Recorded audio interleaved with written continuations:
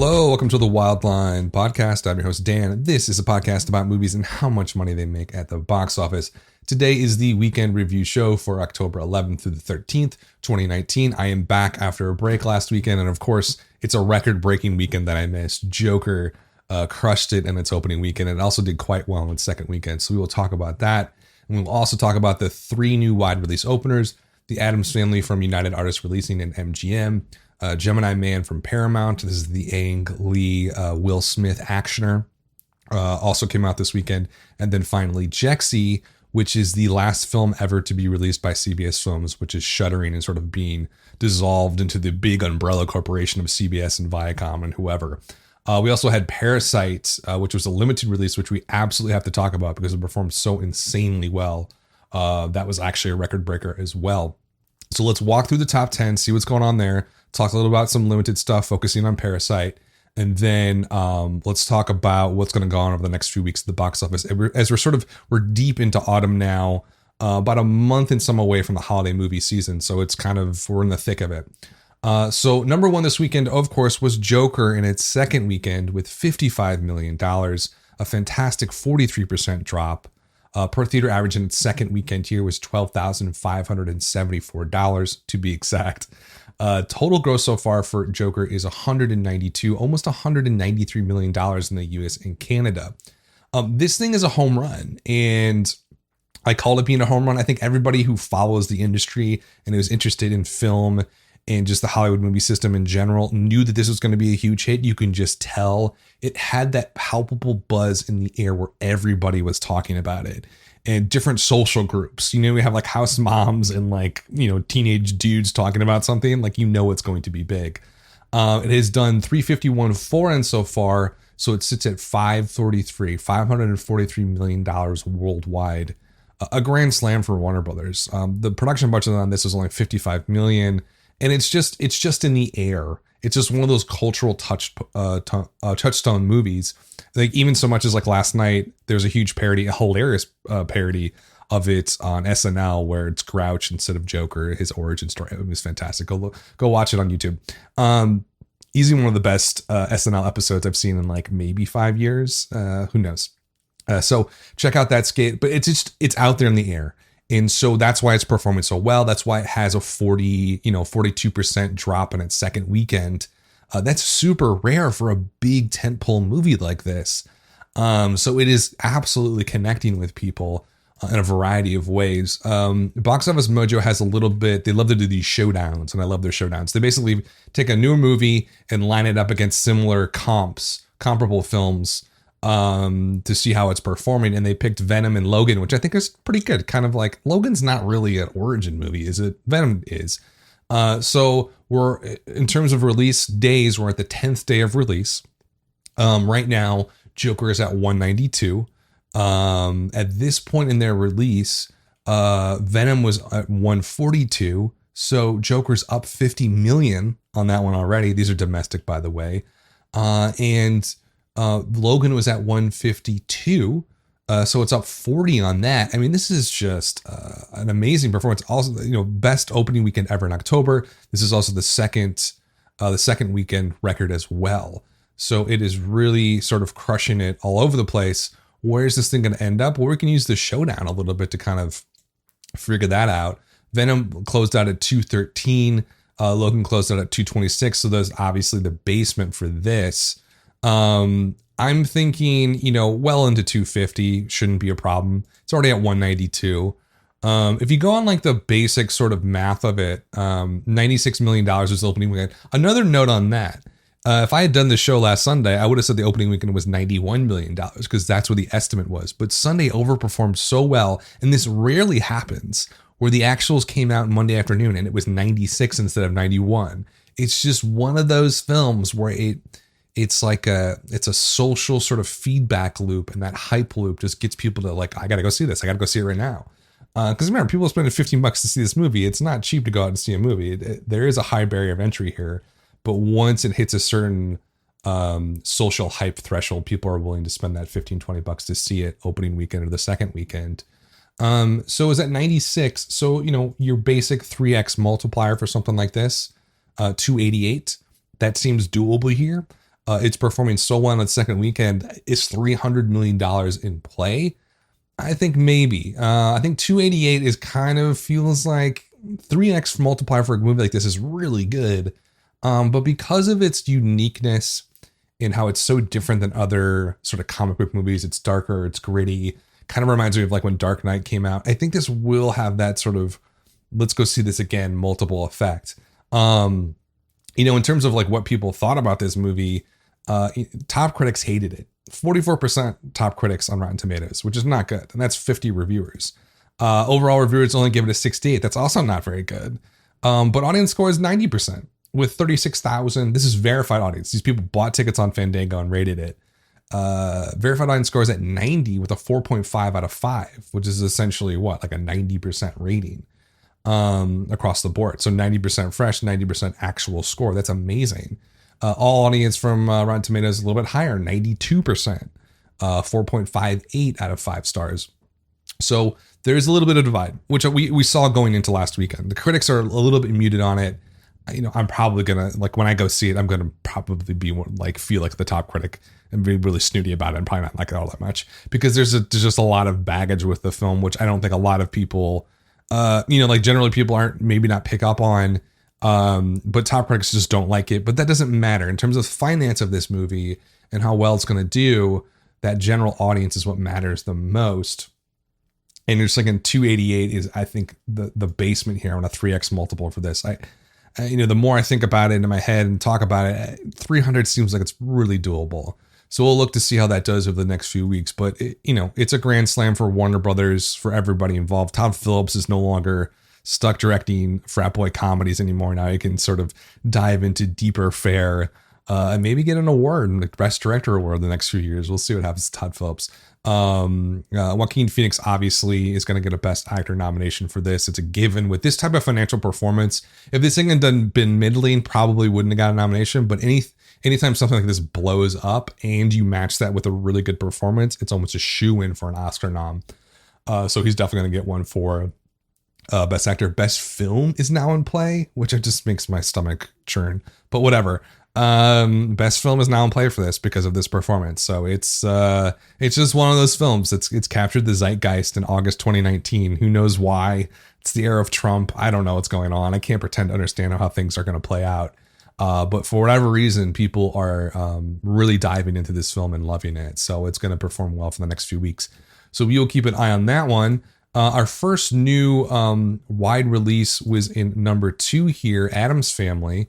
I got this one totally wrong. I was like really kind of shitting all over this film for the last few weeks. Like, who's going to see this? It's United Artists releasing. They're terrible at releasing films. Well, I was totally wrong.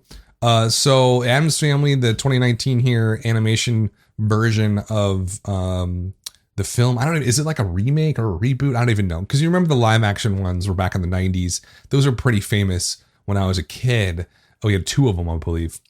And so this one, it's a long time since then.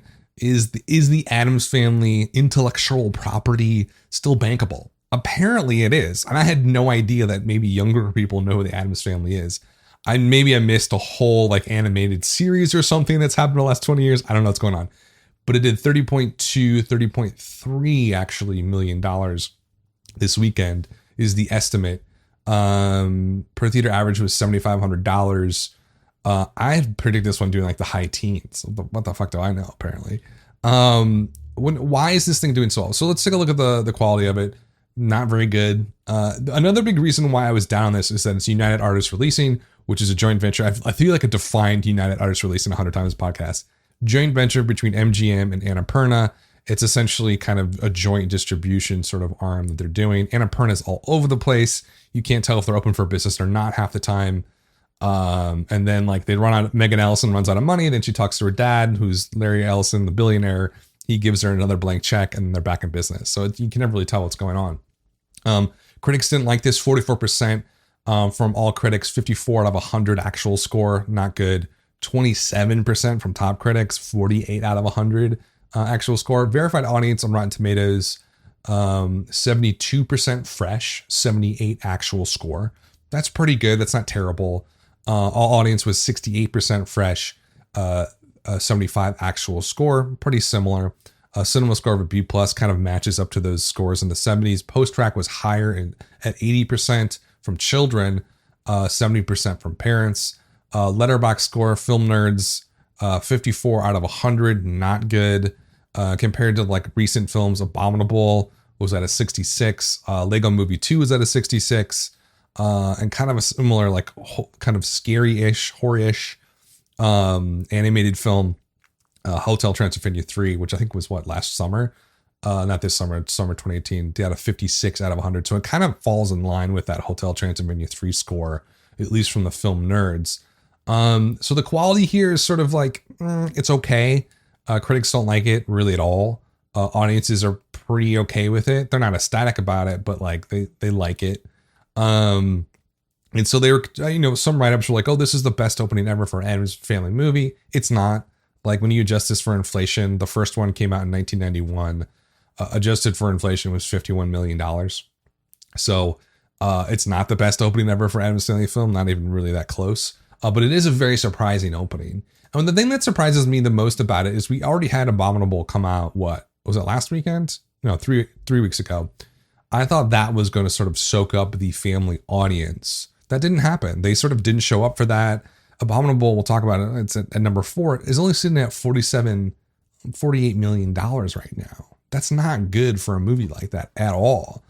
And we'll take a look and see what it's doing in China.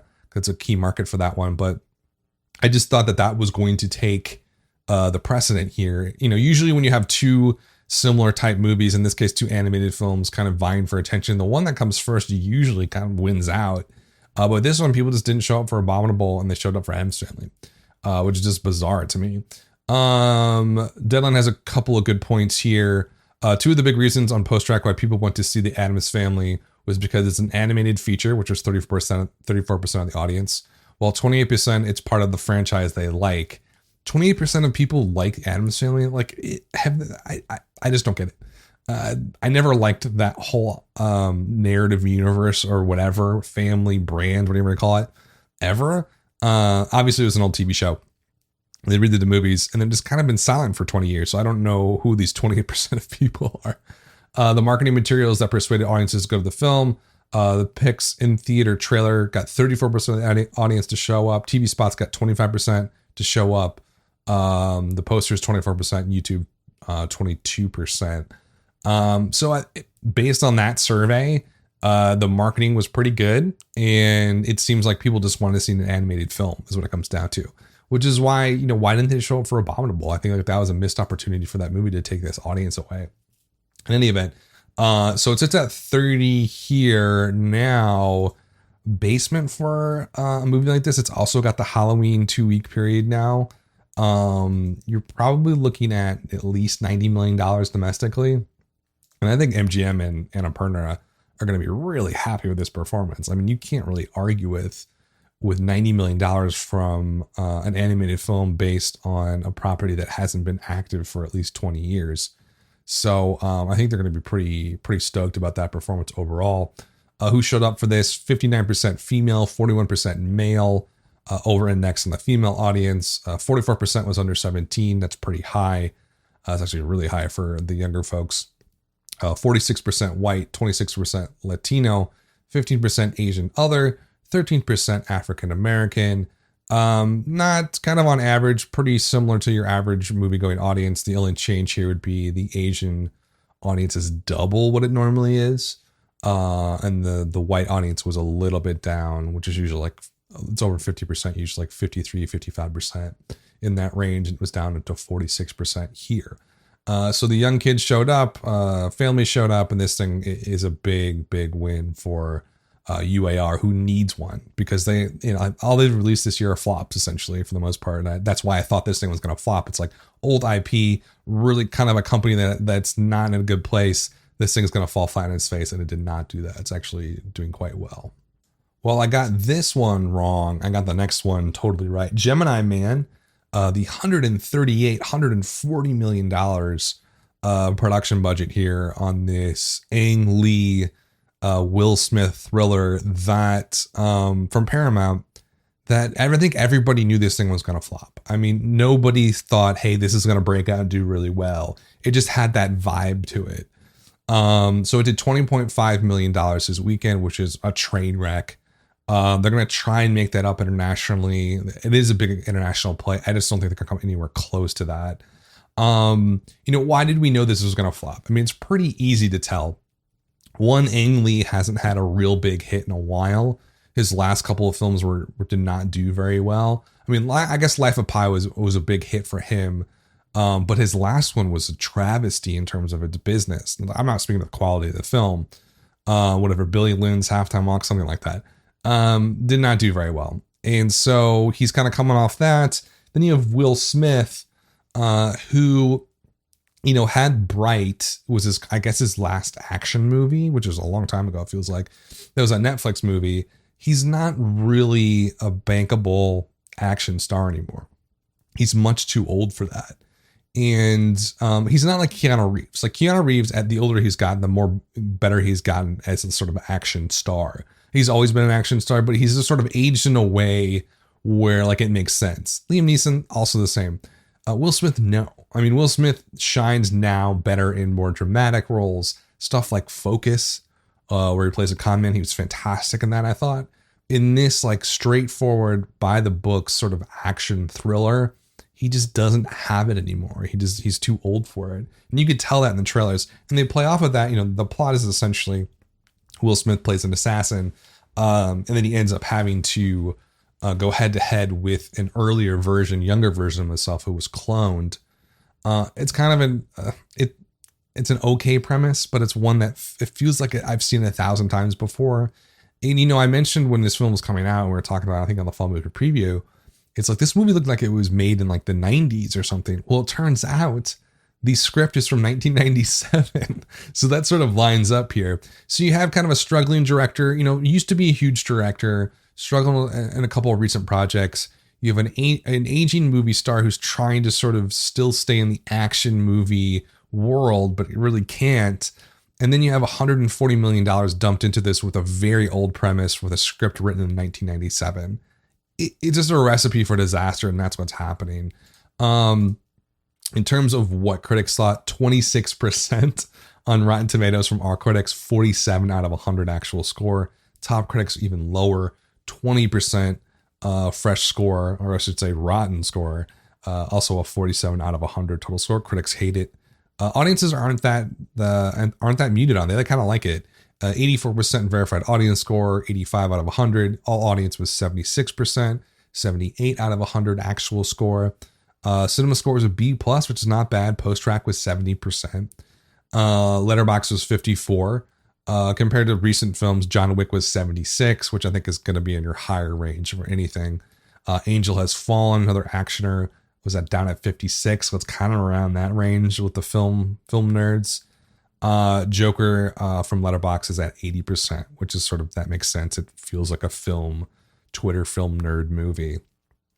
So the sort of the cultural vanguard groups, the critics and Letterboxd, are not into this at all. Audiences who did show up to see it liked it, but it's just not a ton of people. Massive production budget. Deadline says they have a source that says it needs to make 275 worldwide to break even. That's actually not nearly as high as I would probably calculate that with a massive production budget like this. I want to see if it's opened up internationally at all, and to see a little bit. It's got $39 million foreign take so far. It's open in Austria, France, Germany. It looks like Europe for the most part. China, I guess it's going to open in China. I don't see any reason why it wouldn't. It doesn't have any ghosts in it. Ghosts are illegal in China, at least in films. So maybe they're banking on that doing really well. We'll see. I don't know. At the end of the day, it's a failure, and it's not going to make enough money to break even. I would put the figure much higher than 275. I would put well into $300 million for a break even on this. But it is what it is. So let's see what else is going on. 57% male for this audience, 43% female. That kind of makes sense for an action movie, a little bit over indexed on the male audience. 61% was under 35. So it did play pretty well with the young folks. African-American audience was at 32%. Normally they're at like 12, 13, low teens. White audience was 32%. They're usually at like 53, 55%. So big flip flop there, which makes sense because Will Smith is the main star here. 24% Latino, 12% Asian other. Those are kind of normal. Asian others a little bit higher, probably because of Lee being involved.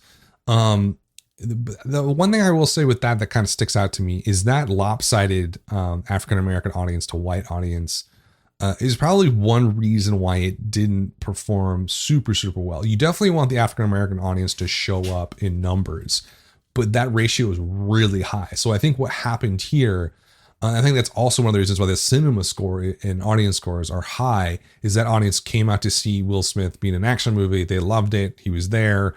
They got entertained by it, so they gave it a good score.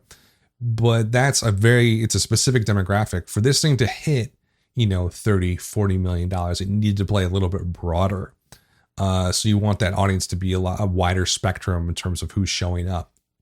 I think that's one of the reasons why it just didn't perform. It might have been a too targeted marketing campaign for it.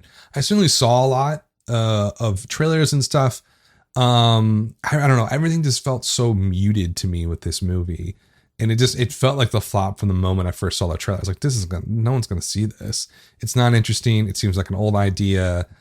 Will Smith's way too old to be doing this. And nothing really clicked for me. So I think like all the way back to the product conception here is where this thing kind of fell off the rails right at the start. And all the newfangled technology that Ang Lee's doing, 4K, 120 something frames per second. I mean, those are all maybe those are the future of film, but they seem kind of gimmicky here, and it wasn't enough to get people to show up. So that's why it's definitely flopping. I think it might actually go down on actual. So it's listed at 20.5. That's with a Sunday estimate involved, but Saturday, Friday actuals, I think it might dip below $20 million on actuals tomorrow when the full weekend is calculated. So that was number 3. Number 4 was Abominable. 48% drop this weekend, 6.1 million. Sits at 47.9 million. We really have to figure out what this thing is going to do internationally. This seems more and more like a flop to me. I know I called it underperformance. It's done 60 million foreign. It did open in China. Let's see if they have the exact numbers for China right now. It's at 11 million so far in China. That doesn't seem like all that much, to be honest with you. This thing, I don't think it's going to make up space. It did 4.5 million in Russia too. That's pretty good. 4.2 in Australia.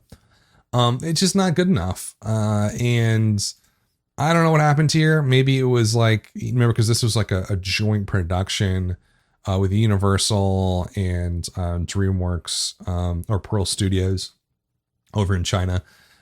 So maybe it was just kind of culturally didn't click with anybody. It was kind of trying to be too much to too many different audiences, and it just didn't click at all. And I don't know. It's kind of a mystery to me why it's underperforming so much. But it's not going to do well for Universal and Pearl Studios.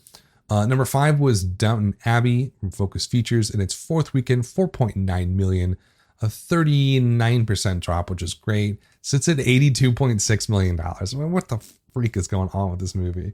I totally misread this one. Misread the love for the Downton Abbey series. Worldwide, it's made $152 million. I think it's going to print money for ITV, who I think produced it, along with Focus Features. Really big win for that movie. With that one, it's just sort of it just goes to show you that if you have a strong fan base, sometimes they will just show up. And that's not always the case. There's other examples of a movie. I think the Veronica Mars movie was a kind of huge flop. A TV series turned into a movie years later.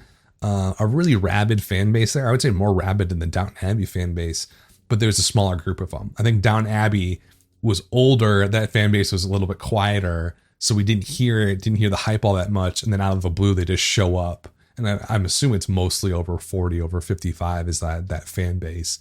But they do show up, and they do show up late on later weekends, which is why we're seeing low drops here, 38% this weekend. And it's for the weekend is really great. But that is a really good performance for Downton Abbey. Number 6 was Hustlers this weekend, 3.8 million, a 40% drop. Starting to lose theaters, lost 600, almost 700 theaters. It sits at $98 million so far. STX needed a win, and they got one from Jennifer Lopez and Constance Wu. A great win for them at STX. They needed something because it was it was flop after flop after flop. This one felt like it had that buzz a week out, 2 weeks out when it was played in Toronto. It felt like it was going to take off, and it has. So it's at 121 worldwide right now for Hustlers. That was 6. Number 7 was Judy. It's still sticking around. Roadside Attractions. This is the Judy Garland biopic with Renee Zellweger in the lead. It looks like it's adding theaters. The drops aren't low at all. 29% drop, did 3.2 million this weekend. Per theater average is okay. It's at 2,000. So it's kind of hanging in there. I didn't really understand the release strategy in this one. I don't know if I still don't. They're adding theaters kind of in small groups, but it is at 1,600 so far. So it is a wide release technically. It's at $15 million so far. I don't know where this one's going to go. I mean, that's a really low drop. Even with adding those theaters, you would figure at least a 30-40% drop on this. But I think people are just really into it. They're really enjoying the movie. And it's only going to help as we get closer towards the award season and people start thinking about movies like this. 81% on Rotten Tomatoes, verified audience score of an 87%, 4.3 stars out of 5. So people are enjoying this film. Critics and audiences alike. So maybe it's just going to stick around for a while. Maybe Roadside Attractions really had the right move here and did a really weird sort of not a limited release or platform release, but like a small wide release. And it seems to be doing okay. $14-15 million. That's nothing to write home about right now. We'll talk when it hits 30. If it hits 30 or 40, that's a huge win. I don't know if that's going to happen though. It seems like it might fade before then, but we will definitely watch on that one the next few weeks. Number 8 was It Chapter 2. Somehow still out there. It's only been 6 weeks, but it feels like 100 weeks. 3.2 million, 39% drop, great drop. Really overall great drops this weekend. Starting to lose a lot of theaters, lost 860 theaters. Per theater average is 1,400. It sits at 207 right now overall. Internationally, let's see what it's doing. 445 worldwide right now. I've talked about this one a lot. It's an okay performance. It certainly did not meet expectations, I think, at all. If we look at, let's see the daily breakdown versus the first one. It's really far behind the first one at this point. So we're in the 30th day of release. The original is at 314 domestically right now. This one's at 207. That is a significant underperformance. Now, is it a flop? Well, the production budget's double.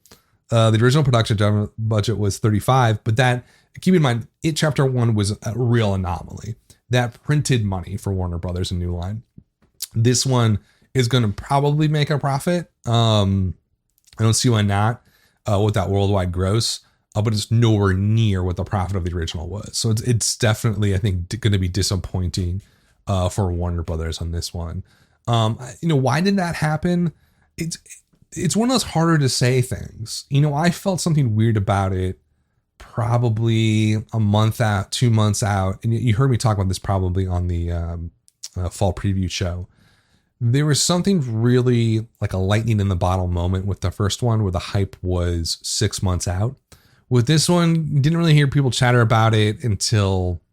What was weird though was that there was hype when it was announced. There was hype when the cast was announced. I mean, that was super hype. And then the hype just like over the months just kept fading and fading and fading until we got to the release where people were like, yeah, I'm going to go see it. I've seen it. It's okay. It's not a great movie.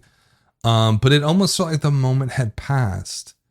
Like there was just something special about the fall of 2017 that was no longer true now.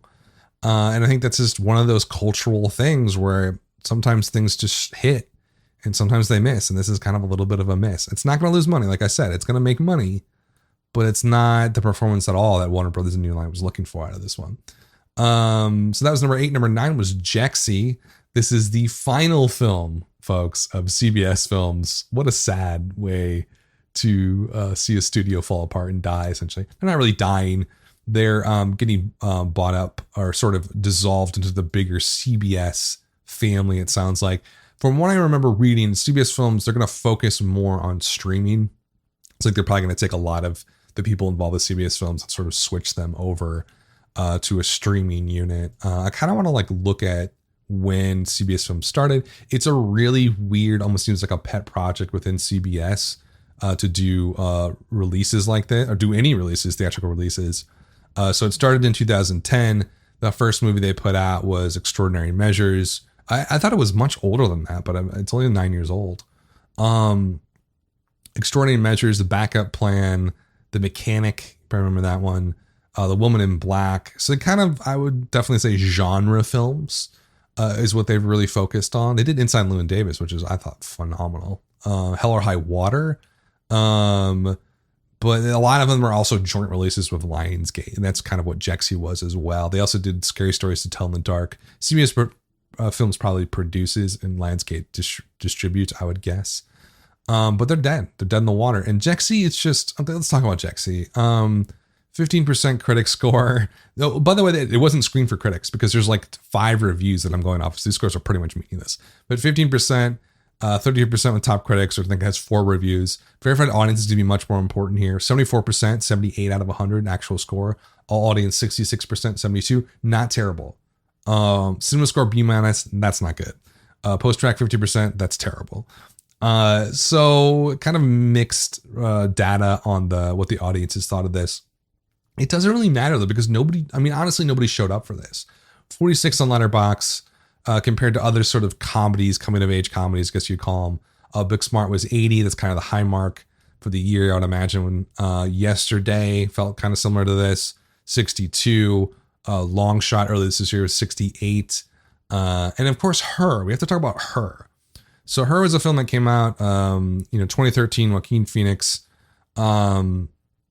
basically, he gets a divorce with his wife. He's a lonely dude in his like 30s, 30 something, looks like. And he gets this new operating system and essentially starts a relationship with the operating system. So this movie's already been done. This seems like a more schlocky comedy based film, obviously, than that one, which is kind of, I wouldn't want to say dark, but a little bit more morose and sad concept of like loneliness and what does it mean.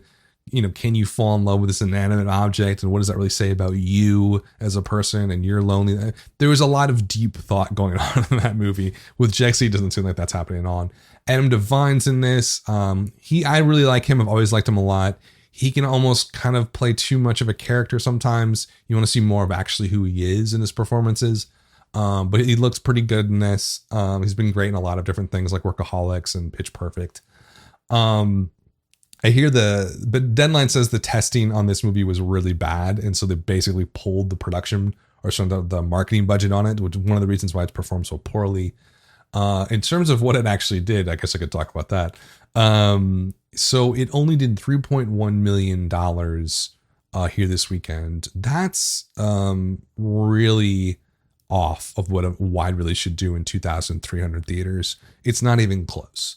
And you can tell that mostly, not just the aggregate, but the per theater average is so low. It's at $1,300. For a wide release like this, just baseline, you gotta hit 3K per theater at least. You definitely want to be more in the 5 to 10 range. Anything above 10, depending on the context of the film, is usually a pretty good performance. Anytime you're under 2,000 on opening weekend, it's a disaster. And that's what's happened with Jexy. It's just obviously the testing didn't go well. They pulled the marketing budget. It kind of has like a sort of feedback tail death spiral into the ground is what happens. I kind of feel bad for the people involved because it looks like a decent film. And it sounds like audiences weren't hating it on it all that much. The post-track one, 50% is really not good. But I'm not that concerned about the cinema score and verified audiences score. 70, B-. They're not the end of the world. A film like this with the right marketing and right backing, could easily do a $15 million opening on to like a $40 million exit. And this one just, it's going to be lucky to make $10 million total. So I think it's a lost opportunity. And like Deadline actually points out here, it's like, why would you do this? Like, this is your final film, CBS Films, just throw it on a streaming service. It sounds like the contractual agreements required this to get released in theaters. And that's what it seems like. It seems like we have to do this contractually. And like it's going to play for 2 weeks in theaters and then it's gone. That seems to be the only sort of reason to actually put this thing out there. That's number 9. Number 10 was Ad Astra. Still sticking around its 4th weekend. A 53% drop. Sits at $47 million here domestically. Let's take a look at worldwide. 120 worldwide. This is a flop. It's going to lose money. I talked about this one a lot. It's a product conception problem. just that from the start, the movie didn't make a whole lot of sense. And it was never going to be a mass wide release film. So I'm not sure why Fox sort of backed it as one. So that is the top 10. Just outside the top 10 is another new wide release we had. It's a platform release from Neon, who, you know, is one of my favorite little indie studio distribution production companies that could. They put out some really cool movies, Gemini, Beach Rats. They're just like, I don't know. They're cool. And I believe it's a company that was founded by someone who worked at Alamo Draft Cinema House down in Austin. I think it maybe been the founder that is doing this. Apollo 11, Beach Bum, Wild Rose, Honeyland, Monos, Vox Lux. I mean, like, if you're a film Twitter person, you obviously know who Neon is.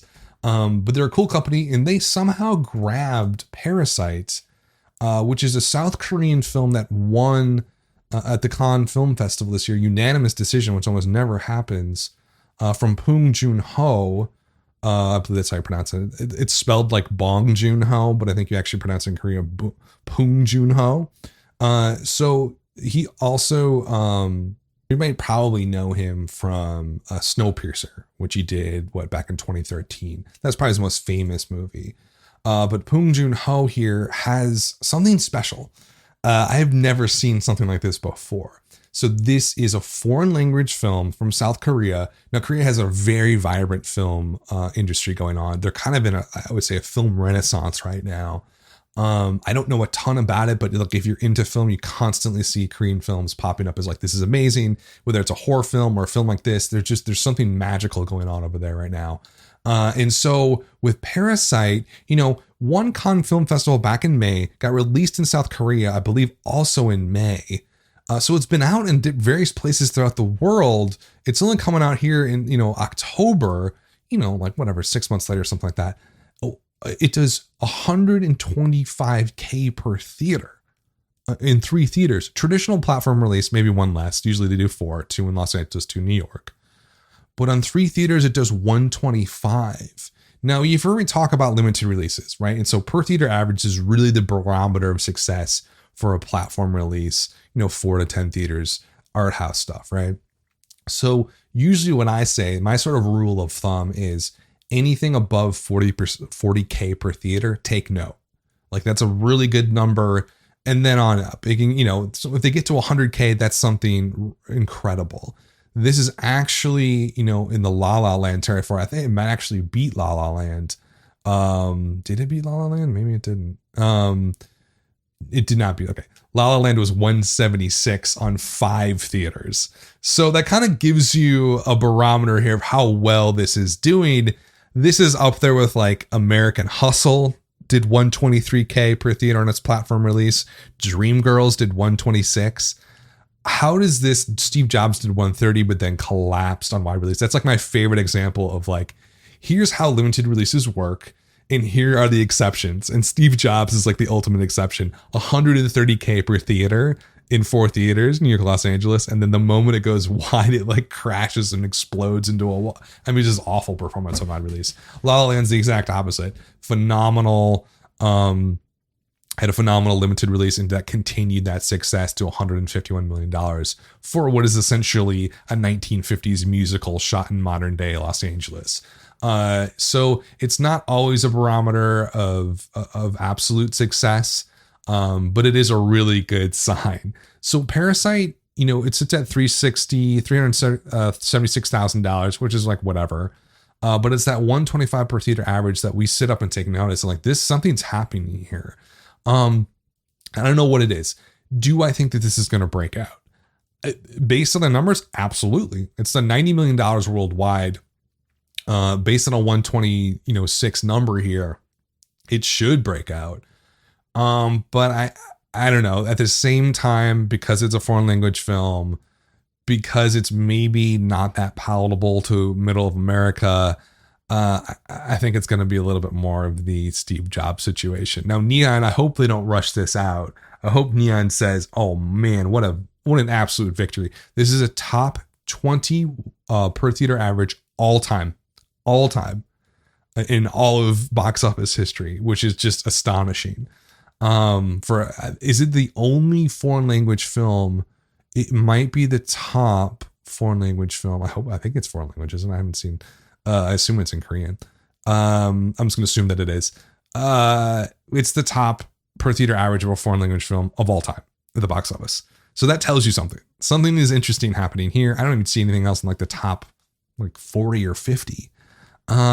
So something interesting and special and unique is happening with this film. The question is, does it permeate outside the cosmopolitan capitals of Los Angeles and New York? My guess is absolutely not. But there is a silver lining to that. I think because of this performance and all the buzz that it's in every single box office write-up. Look at Parasite. It's amazing. What is happening? This is so cool. Neon has an opportunity here to really get this thing. What I want to see, I know this movie's good, so I'm not just like making this up and playing favorites. I know this movie's fantastic. It won the Cannes Film Festival. I want to see this film in the Best Picture nomination. And the only way that Neon's going to get that to happen is they need to let this simmer. Keep it at low value, a low number of theaters for the next 8 weeks, I guess, until the new year. Just keep it on a low simmer. Hell, do like a roadhouse, a roadshow model, and just say, hey, Milwaukee, your art theater, the Oriental downtown, you get it. Pittsburgh, you get it this weekend. Houston next, and kind of slowly roll it out across those areas. I think that's the way it's going to perform best. If they try and push this wide, this is not a wide audience film. It's just not. This is a New York, Los Angeles film, and then kind of the cosmopolitan art film people in other big cities and in the middle of the country, they will come out to see this. It is not the average person in Omaha. So they're not going to see this movie. It's not going to happen. So it's a huge opportunity. It's already met all these milestones. So it's a great sort of performance so far, and it can only really go up from here. And now is there any chance this thing breaks out wide? Is there any chance this thing does like $50 million domestically or La La Land? No, it's not going to happen. The Artist is probably like the last one that would sort of kind of fall into this. And I did go on to win Best Picture, but this seems to look a little bit even more obscure. But it is cool to see a movie like this perform so well. Because I remember hearing about this at Cannes Film Festival. The buzz was enormous. This sort of disappeared because it got released in Korea. Then it got released in different places over the country or the world. And then it sort of like wanted to come out in the United States. And then it's just sort of like, it's already been on streaming sites for months, HD versions of it. It's probably on all these streaming services as well. So it's surprising for me for a ton of reasons. The biggest probably being that the release has been delayed so long in the US. And so $125K per theater. Wow. Just amazing stuff. Anything else limited? Peanut Butter Falcon still sticking around, almost hitting $20 million, which I think is pretty good for that movie.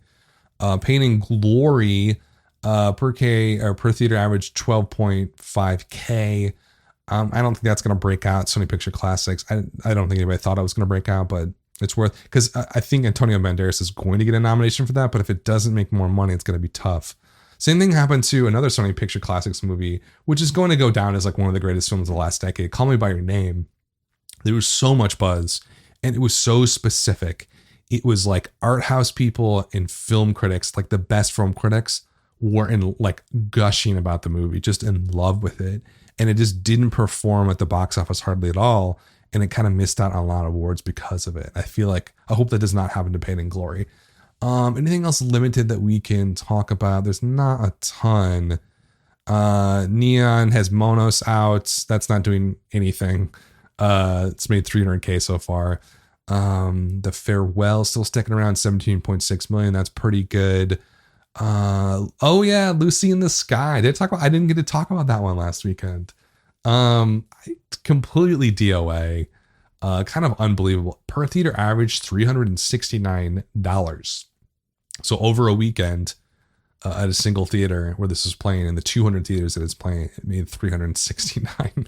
Does that even cover labor costs? Probably not. So that's mostly for limited. Again, we're kind of in the early stages of the awards race right now, award season, which I love. And I'll talk a lot about on the podcast. And I think, nothing really sticks out as like a huge, or Judy, I think, has done quite well for itself. But this Parasite thing, you got to keep an eye on that one, because if it keeps performing like this as it expands to other cities, it could be a shoo-in for Best Picture. Okay, so that is mostly what is happening here at the box office presently. Let's talk about the future. Maleficent, Mistress of Evil comes out next weekend. I hear tracking's in the 60s. I don't know. That seems really high, but I feel like I'm been way off this fall, so I'm gonna go with tracking on that one. Zombieland 2 Double Tap. I've been down on that one too, but like, I don't know, something feels right about it. Woody Harrelson's been showing up on SNL as Joe Biden the last couple of weeks.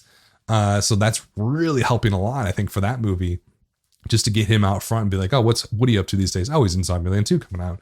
And then Emma Stone, and then who else is? I don't know who is in it. Whatever, it's gonna do okay. I think it's gonna do okay. And then we have Black and Blue, Countdown, and the Current War. Current War has been leaked on the sort of sites for a long time, so it's doing nothing. Countdown's SDX horror film. This is October 25th. It looks absolutely terrible, but you know what? It's got that sweet spot the week before Halloween. So maybe it opens to 15 or something. Like that. It has no right to do that. It looks like one of the worst trashy horror films, like just low rent. Like the worst of the genre, but it's going to make money because it's got the sweet spot. Black and Blue, I don't know much about. Sony Screen Gems, so it's more of a genre focused movie. I believe it's about a police officer, probably dirty cop storyline, I imagine. That should do okay. Sony Gems has had really good performing genre flicks over the last year or so. So I think that's going to do okay. By okay, I mean like open at like 10, 12 and do like, I don't know, 36, 35, something like that. And then we're in November. And I'll dive into just the first couple weeks in November. Arctic Dogs, Harriet, Motherless Brooklyn, Terminator, all on November 1st. Obviously, Terminator is going to be number one there. Motherless Brooklyn, keep your eye on that. I've heard terrible things about it. It's been in production hell for like, I feel like 5-6 years. This is Edward Norton. I don't know, is he directing this too? No. He would though. I heard he's got like the worst at it. Of course he's directing. He directed it. He's directing it. He's writing it. Bruce Willis is in it. Willem Dafoe's in it. I'm going to see it because I love these kind of like old school noir dramas.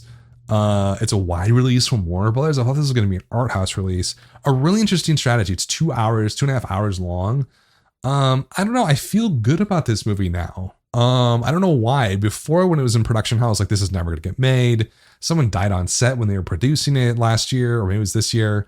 It felt like there was no hype around it. And then all of a sudden, just sort of, as we got closer to fall, we're going to release it on November 1st. It's going to be a wide release from Warner Brothers. And I saw the trailer. I was like, I really liked this trailer. I don't want to like it, but I feel like it's going to do quite well. Like it's something my dad would see. So I think it's going to do okay. Terminator Dark Fate. I get like a weird feeling in my stomach about this movie. I just don't. I almost feel like the Terminator series is doomed.